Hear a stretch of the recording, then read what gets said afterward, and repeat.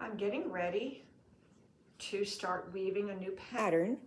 The loom's been already threaded to weave all sorts of things like pumpkins and skeletons. I was weaving goats and sheep and alpaca. Now I'm going to change the tie-up underneath to weave some larger bunnies. I'm going to pull down here, and what I did was I literally crawled underneath the loom, and I changed all of those cords that are underneath the loom. And I have a pattern that I use and I follow to do that. Now the next thing I'm going to do is I am going to next start doing some weaving, and I'll bring the camera a little closer to show you how I weave the larger rabbits. Here's the pattern that I'm following. You might call it a cartoon. You can kind of see there's the rabbit in there. And what I'm going to do, because I'm doing a table runner or a towel, right now I'm going to start from the bottom and go on up.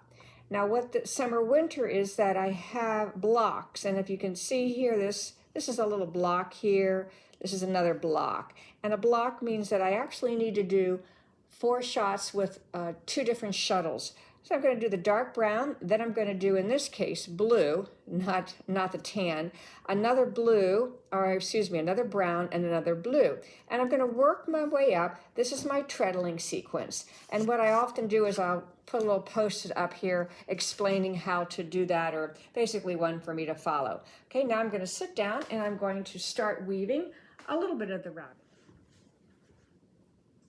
All right, now I'm going to start, and to begin with, I'm starting with the bottom of the rabbit with some of the brown.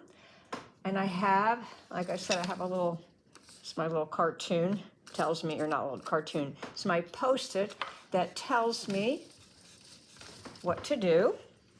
And it's telling me that I am going to press number 4. And you can see a lot of these came up. Take the shuttle through, so you can see that's the one. Now, what I'm going to do is I was using a heavier 8-2 cotton, and I am going to now, well, I already changed it earlier. I changed this to a 10-2, and you can even do 12-2, because in between each of the dark colors, I need to place a tabby, and I like to do it in a different color so you can actually see the brown. Now I'm going to go back again with the brown. And again, I'm trying to beat this not the typical way. I usually put my hand in the middle, but I'd like you to see everything. And now I'm going to go the tabby the other direction. Again, one of the things you might notice, or if you are weaving this pattern, is that you're tying up 2 of them to make 1 tabby, and then it's 1 and 2, and then it's 3 through 8 to do the other. And if that happens, I also have an explanation how to prevent that from floating up. All right, now we're going to go to number 7 with the brown. We again do a tabby, and we're going to come back again with the brown. Another tabby. Now what happens next is I need to put the bunny's tail in. Today I've decided to use a thick thin, kind of make it look a little fluffier than using the 3-2 is what what I suggest in my pattern. And what I'm going to do first is I have this set up, and I'm going to press 8 first. And I am running out of the brown. I'll show you what I do. Whoop, I'll go back. Sometimes I suggest using floating selvages. If you don't, then you're going to have to wrap that around either the selvage thread or the other weft thread. So I did that. Now I'm not going to use the tabby yet because I want the tail to. So here we are. I want they're both to be in the same shed, or not the same shed, but basically in the same 2 shots before I do a tabby. I guess that's what I'm trying to say. I'm going to do that next. Tuck it in. bead it. Now I'm going to use the lighter thread, the blue tabby. And I'm going to do the same thing the other direction. So I'm going to do, but what happened right now is that I need to add some more brown here. So let me pause for a moment.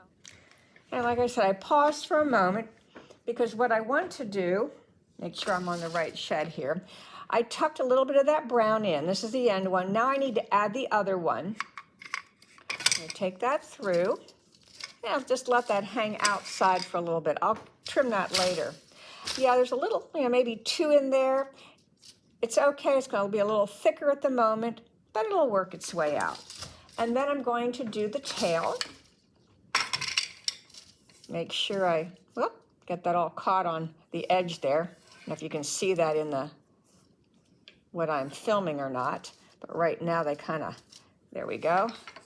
Got this tucked out of the way. Now I'm going to do the tabby the other direction. I'm going to do all of that again because I need to make sure the tail works out, that one. And then I'm going to do the white. And it is helpful, as you can see, I have 3 shuttles going at the same time. It is helpful if you have enough fabric here you can rest your shuttles on. Some people have a little catcher thing that they can put their shuttles in when you're doing several different shuttles at one time. I'm going to do it again. Whoop.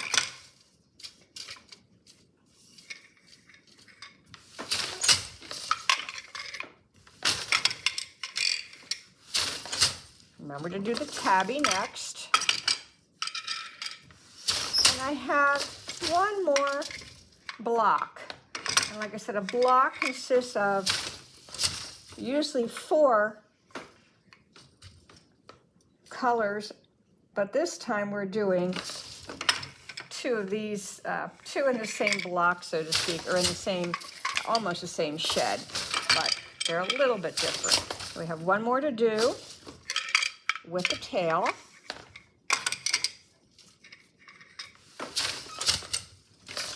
And then this time, when I take the white, I'm finished now with the white. I'm going to continue with the brown. I cut that off. Now I have one less shuttle. Remember to tuck this one in. Now I will throw the shuttle. And I will continue with this now with the brown. I'm not going to do the whole rabbit right now, but I think you have the idea as to what I'm doing. And then I will continue finishing the rabbit. And I will fast forward to that and show you what that looks like. And I have the last part to do, the very top of the bunny ears. Like I said, I did a fast forward.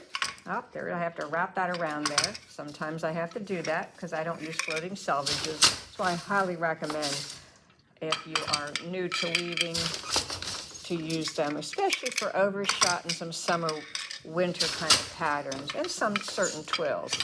All right, I'm going to continue now, just so you can see I'm wrapping it around. Right now I'm doing that because I didn't want to, I could cut this and add it later and add a row. However, I'd like to have as few connections as possible. All right, and I just have the top border to do.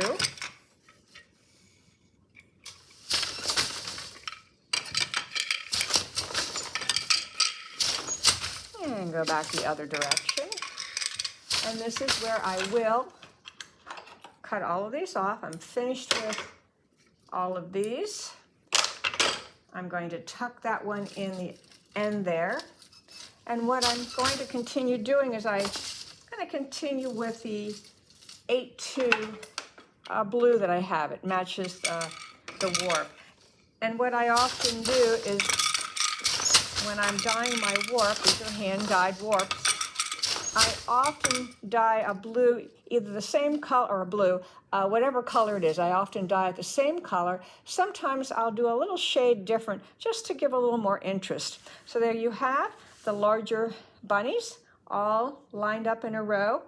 And I'm going to do another set of bunnies at the other end. And of course, I'll do those upside down.